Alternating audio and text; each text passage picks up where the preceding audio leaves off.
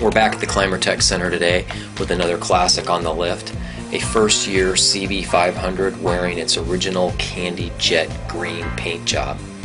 Boy, I love this color, and it just screams 1970s.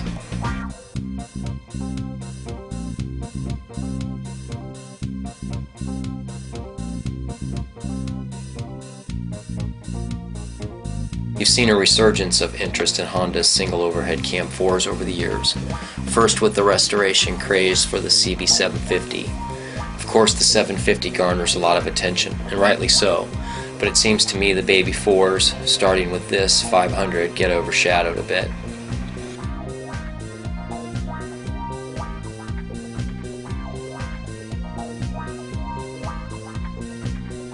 The CB500 was a sensation in its own right. Hard to imagine today, but the 750 was seen by many as too big.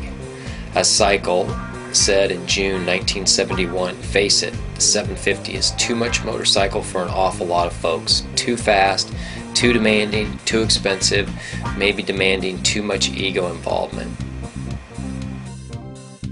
Seen as more accessible, Honda sold tons of 500s and the derivatives of the baby 4 and 350, 400, 550, and 650 displacements.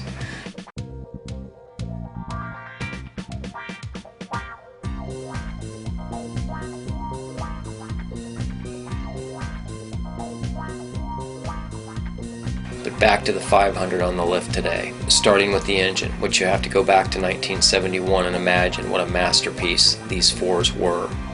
Designed to spin, the 500's peak horsepower was 9 grand. That's 1,000 more than the 750. Producing nearly 50 horsepower from 30 cubic inches. By today's standards, it's pretty ho-hum, but at the time this was modified 2-stroke horsepower.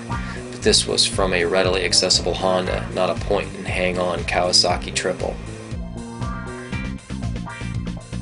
The centerpiece to me of the engine, and really the key focal point to the whole bike, is the exhaust.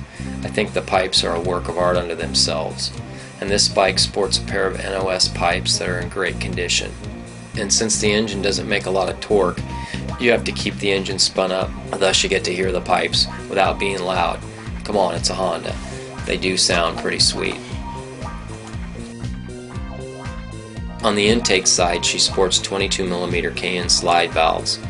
This bike, being the time machine it is, still has its stock jetting. It needs some tweaking there to get rid of its 4 grand stumbles, which you'll probably notice when we get her out on the road.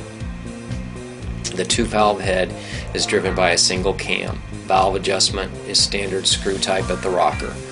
12-volt electrics, 2 sets of points fire the ignition in both electric and kickstart. Again, all of it's pretty ho-hum today, but in 1971 this had to be a pretty eye-opening package on the showroom floor. One big difference between the 500 and 750 was the 500's wet sump oil system. Standard wet clutch, cable operated, transmits power to a 5-speed gearbox.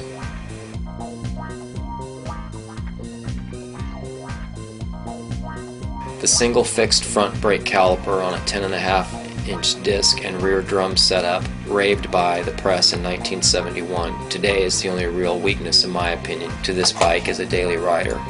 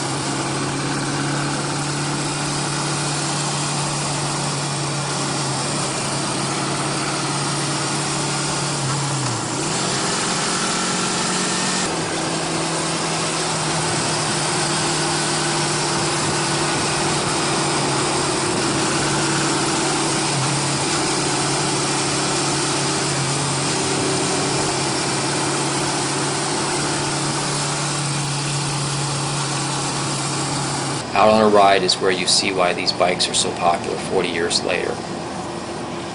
Now, of course, this bike has been pampered and is sort of like channeling H.G. Wells. It does hold up well by today's standards, with so many of them out there, tons of used parts, plenty of NOS support. You see why from bobbers to cafe racers to daily riders, so many of these bikes are still on the road.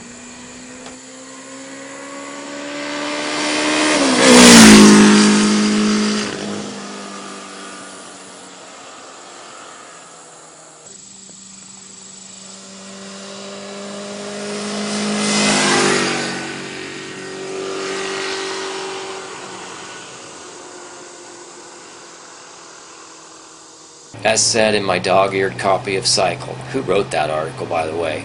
Nifty. The whole machine is nifty, compact, Swiss watch quality, and brilliantly executed. I think the author liked it.